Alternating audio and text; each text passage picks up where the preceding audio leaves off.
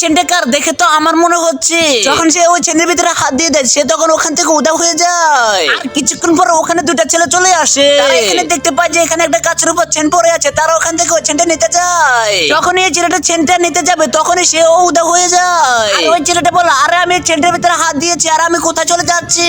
তারপরে ছেলেটা বলে, আরে আমার বন্ধুটা কোথায় চলে গিয়েছে, এখন আমি কি করব? আমাদের পাশে একটা আলাদিনের জাদু মুটকা আছে, যাই ওটা নিয়ে আসি। তারপর সে বাসা থেকে জাদু মুটকাটি এনে ওই বন্ধুর কাছে চলে আসে।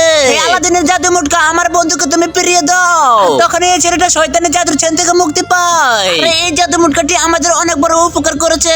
এখন আমি এই জাদু মুটকাটি যারা যারা আমার ভিডিওতে লাইক সাবস্ক্রাইব করে দিয়েছে তাদের কাছে পাঠিয়ে দিব। বন্ধুরা ভিডিওটিতে লাইক করে চ্যানেলটি সাবস্ক্রাইব করে দাও।